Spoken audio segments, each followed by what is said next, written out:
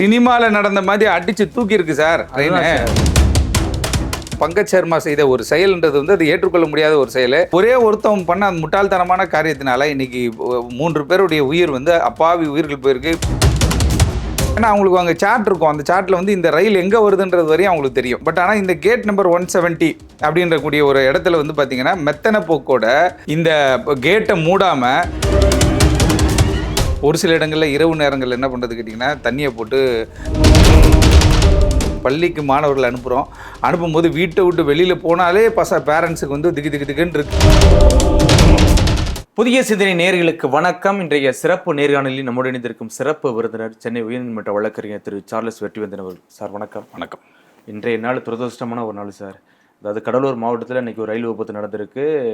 School van ஏற்றி போன van வந்து இன்றைக்கி ரயிலில் மோதி இன்றைக்கி கிட்டத்தட்ட ஒரு 3 பேர் இறந்துருக்காங்க, 3 குழந்தைகள் இறந்துருக்காங்க. இந்த விபத்தை நீங்கள் எப்படி சார் பார்க்குறீங்க?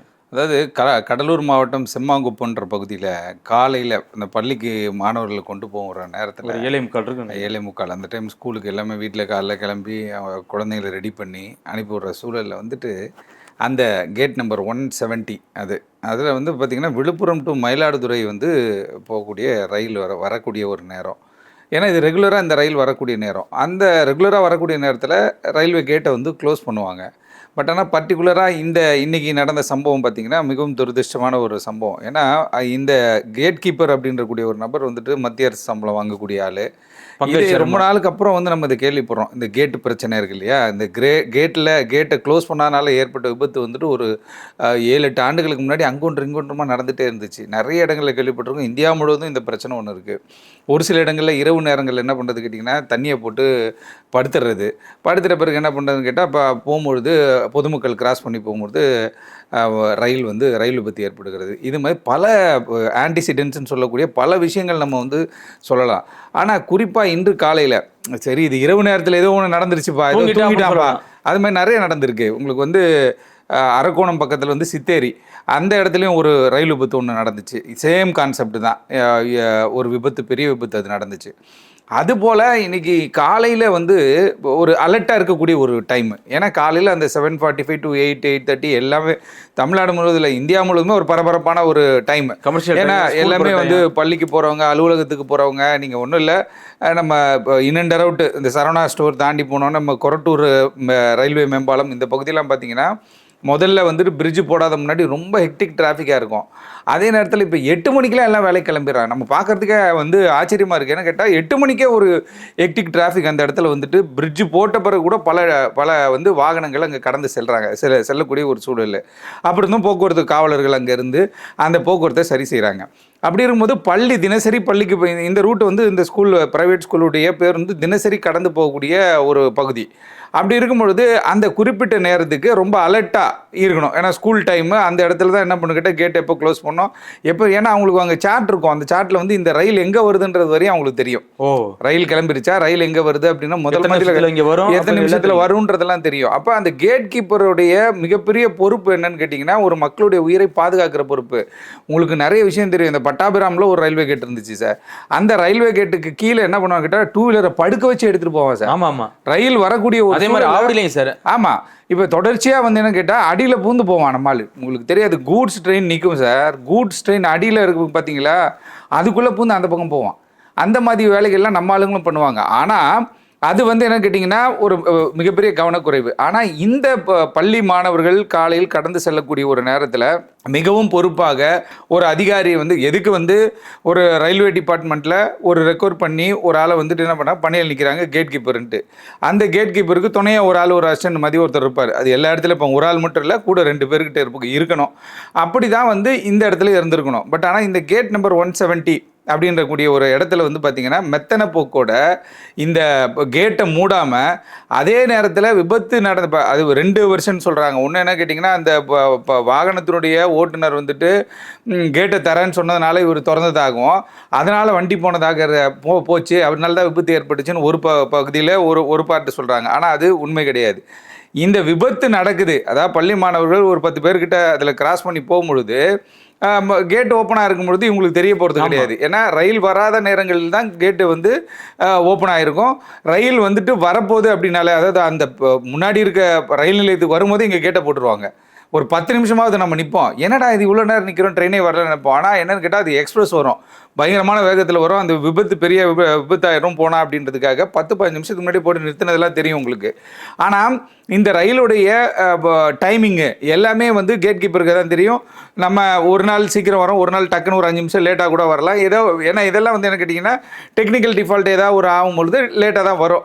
ஆனால் கூட சொல்கிறாங்களே ட்ரெயின் போயிடுச்சு நினச்சி தான் வந்தோம் அப்படிங்கிறாங்களா? ட்ரெயின் போயிடுச்சுன்னு நினச்சி இவங்க பயணிச்சதா இவங்க அதை கிராஸ் பண்ண தான் நினைக்கிறாங்க. பட் ஆனால் இந்த கேட்டு போடாமல் இருந்த ஒரு மெத்தனமான ஒரு காரணத்தினால, ஒரு கேர்லெஸ்ஸாக ஹேண்டில் பண்ண ஒரு விஷயத்தினால இன்றைக்கி வந்து பார்த்திங்கன்னா 3 உயிர்கள். முதல்ல வந்து 2 பேர், அக்கா தம்பி ஒரே குடும்பத்தை சேர்ந்த, அவங்க அப்பா பேர் திராவிடமணி, அந்த குடும்பத்தை சேர்ந்தவர்கள் அவங்க இறக்குறாங்க. அதுக்கப்புறம் இன்னொரு பையன் வந்து புதுச்சேரி மருத்துவமனைக்கு கொண்டு போகிறாங்க, 15 வயது அவருக்கு. அவரும் வந்து என்ன பண்ணுறாரு கேட்டிங்கன்னா இறந்து போகிறான்ற ஒரு செய்தி கேள்விப்படுறோம். பள்ளிக்கு மாணவர்கள் அனுப்பும்போது வீட்டை விட்டு வெளியில் போனாலே பேரண்ட்ஸுக்கு வந்து திக்குன்னு இருக்குது. என்ன ஆகுமோ ஏதாகுமோ, ஸ்கூல்லேருந்து ஒரு ஃபோன் வந்தால் ஒரு பயமாக இருக்குது, நமக்கே பயமாக இருக்குது. ஆமாம், ஏன்னா அப்படி இருக்குது. இப்போ இது வந்து பார்த்திங்கன்னா இப்போ பங்கஜை வந்து சஸ்பெண்ட் பண்ணிட்டாங்க, கைது செய்திடாங்கன்றும் கூட சொல்கிறாங்க. எல்லாம் வந்து நடந்த பிறகு நடவடிக்கை எடுக்கக்கூடிய ஒரு சூழல் ஏற்படுகிறது. தமிழ்நாட்டில் இருக்கக்கூடிய இப்போ அந்த லோக்கலில் எவ்வளோ பேர் இருப்பான் வேலை இல்லாமல், அவனுக்காவது ஒரு வேலையை போட்டால் கூட அவன் ஊருக்காரன் நின்று எல்லாத்தையும் பொறுப்போடு இருப்பான். விபத்துகள் தடுப்பதற்கும் நிறைய பேர் வந்து டைமுக்கு போய் ரயில்வே கேட்டை க்ளோஸ் பண்ணி பெரிய சேதத்தையும் உயிர் சேதத்தையெல்லாம் காப்பாற்றின வழக்கு விஷயங்கள்லாம் நம்ம கேள்விப்படுறோம்.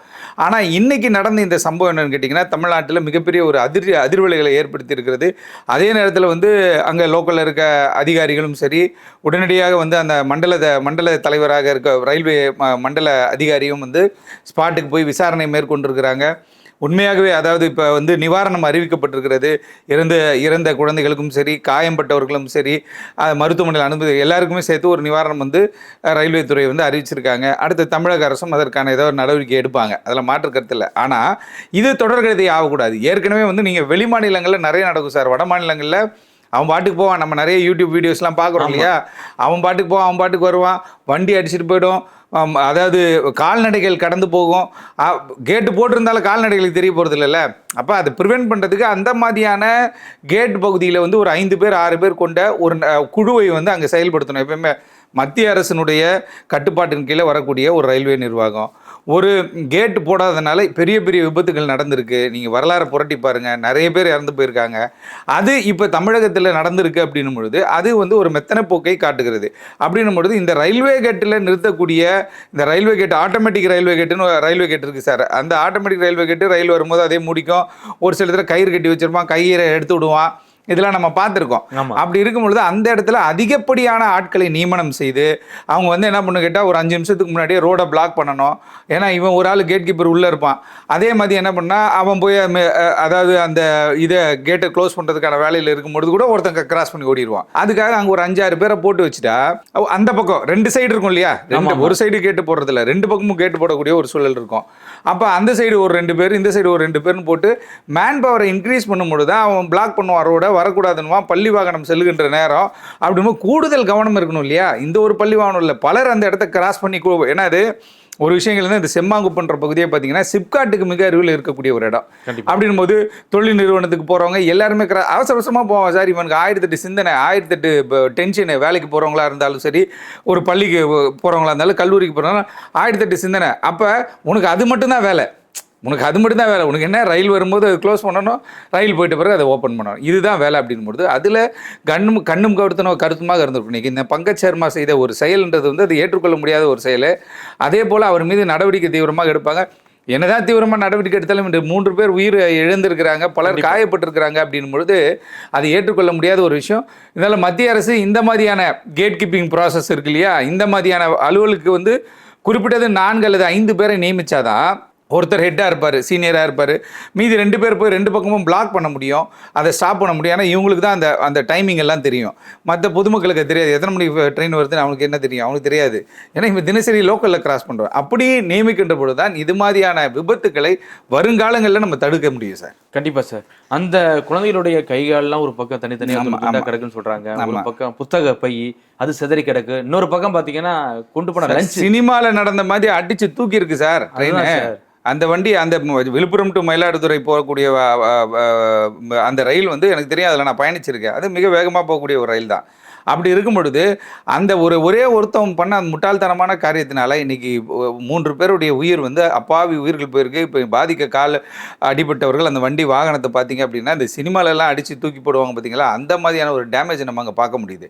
அப்போ இதுக்கு வந்து பொறுப்பேற்று என்ன பண்ணணும்னு கேட்டிங்கன்னா அவர் மீது தீவிர நடவடிக்கை எடுக்கணும். அதே போல் இனி வருங்காலங்களில் எந்த ரயில்வே கேட்லேயும் வந்து பார்த்திங்கன்னா நம்ம நண்பர் ஒருத்தர் இருக்கார். அவர் என்ன பண்ணுவார்னா ரயில்வே கேட் இருக்குது அப்படின்னாலே இறங்கி போய் கேட்டுட்டு வந்து தான் காரை எடுத்துகிட்டு போவார்.